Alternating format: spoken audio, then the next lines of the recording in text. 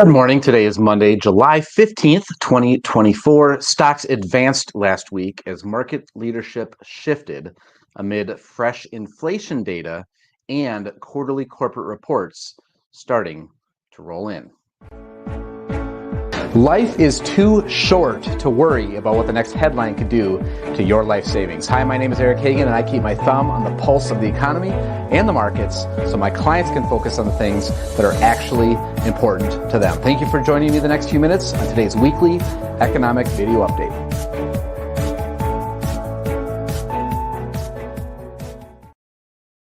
The Standard & Poor's 500 index advanced 0.87% for the week, while Dow Jones Industrial's average picked up 1.59%. The tech-heavy NASDAQ Composite Index, which has led all year, rose 0.25%. The MSCI EAFE Index, which tracks developed overseas stock markets, rallied 1.62% for the week through Thursday's close. The 10-year Treasury bond yield came in just down slightly to 4.18%, down 3.02% from a month ago. Remember, as yields fall, bond values rise. Megacap tech led modest gains for the S&P 500 and NASDAQ in the first 2 days of the week, with the Dow posting modest losses both days. But that narrow trading range did not last long as market leadership shifted midweek.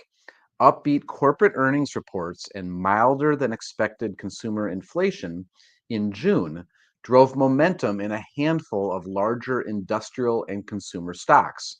The second quarter earnings season got into full swing later in the week, dominated mostly by financial and consumer-oriented companies.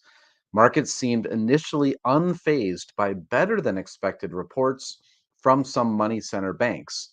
Some observers suggested higher interest rates may be one of the reasons for the market's lukewarm response. The Dow ended the week with a solid gain after 3 consecutive weeks of trailing the S&P 500 and the NASDAQ. The Dow also closed above 40,000, the first time it had done so since May, and hit a 52-week intraday high on Friday. 2 inflation reports came out last week, the PPI and the CPI. The PPI, or the Producer Price Index, which measures the change in wholesale prices, rose 2.6% in June year over year, its largest increase in 16 months. By contrast, the Consumer Price Index, or CPI, which tracks consumer prices, showed that the pace of inflation slowed in June. Markets shrugged off the conflicting data, instead embracing the cooler CPI data. The Fed is likely taking notes for its next Fed meeting, scheduled for July 30 to the 31st. Looking ahead to this week, the key economic data that we will be keeping our eye on includes today talk by Fed Chair Jerome Powell, and then really the rest of the week, we have a number of Fed officials speaking. Tomorrow, Tuesday, we get a look at retail sales, import and export prices, business inventories, as well as housing market index. On Wednesday, we get a look at housing starts and permits, as well as industrial production, and then another Fed official speaks. Thursday, we get a look at jobless claims, as well as the Fed balance sheet, among a few other Fed officials speaking, as well as the same on Friday. So a lot of talk, a lot of paying attention to what Fed officials are saying with the upcoming interest rate decision at the end of this month. Of course, at CCG, we primarily invest in individual stocks, cutting out the many hidden costs that can be found in today's investment products.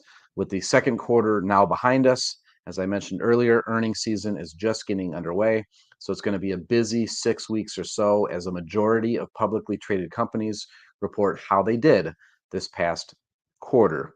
Some of the companies that we're watching this week include all the names that you see on the screen. I won't read them all off for you, but you can see a much busier week this week as we watch these individual companies report how they're doing.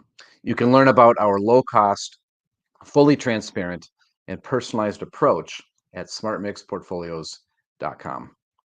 Lastly, at 2 p.m. today, Central Time, I will be sending out our full update for the week.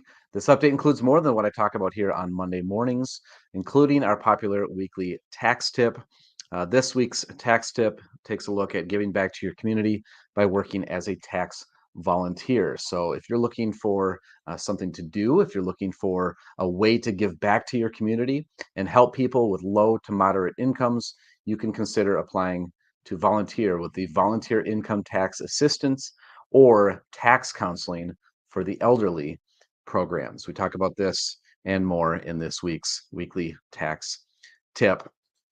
Again, this email, this weekly tax tip, everything else in that email goes out about 2 p.m. Central Time.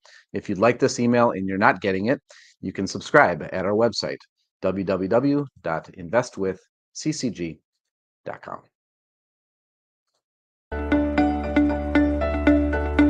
Hey, this is Eric again. That's it for today. Don't forget to subscribe before you leave. Here at Capital Consulting Group, we provide personal wealth planning and fiduciary investment management solutions for individuals, couples, and families.